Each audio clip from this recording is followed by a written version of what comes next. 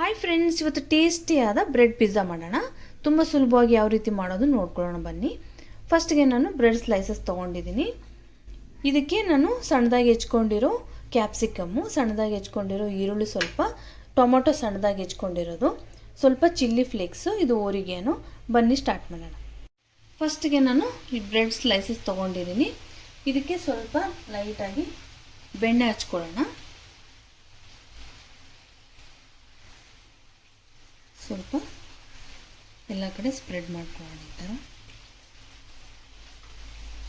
ಇದನ್ನು ಈ ಥರ ಇಟ್ಟು, ಇದು ಪಿಜ್ಜಾ ಸಾಸು, ಇದು ಕೂಡ ಸ್ವಲ್ಪ ಸ್ಪ್ರೆಡ್ ಮಾಡ್ಕೊಳ್ಳೋಣ.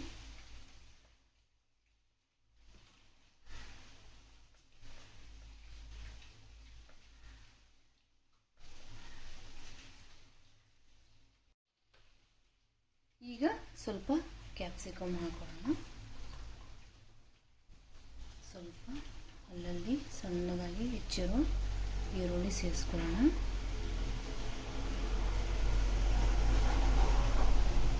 ಹಾಗೆ ಸ್ವಲ್ಪ ಟೊಮೆಟೊ ಕೂಡ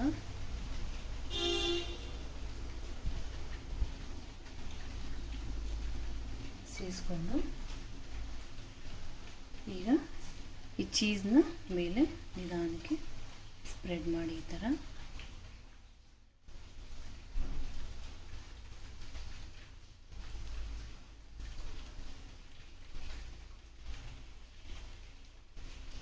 ಮನೆಯಲ್ಲೇ ತುಂಬ ಸುಲಭವಾಗಿ ಈ ಬ್ರೆಡ್ ಪಿಜ್ಜಾ ಮಾಡ್ಕೋಬೋದು.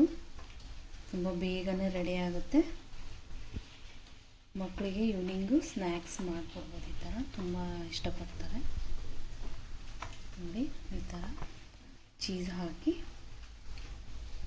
ಚಿಲ್ಲಿ ಫ್ಲೇಕ್ಸ್ ಸ್ವಲ್ಪ ಮೇಲೆ ಸ್ಪ್ರೆಡ್ ಮಾಡೋಣ.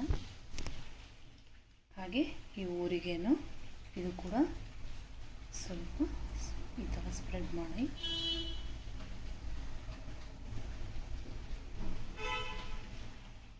ನಿಮ್ಗೆ ಇಷ್ಟವಾದ ತರಕಾರಿ ಹಾಕೋಬೋದು. ಕ್ಯಾರೆಟ್ ಸೇರಿಸ್ಕೋಬೋದು, ಬೇಕಂದರೆ ಸೌತೆಕಾಯಿ ಕೂಡ ಹಾಕೋಬೋದು.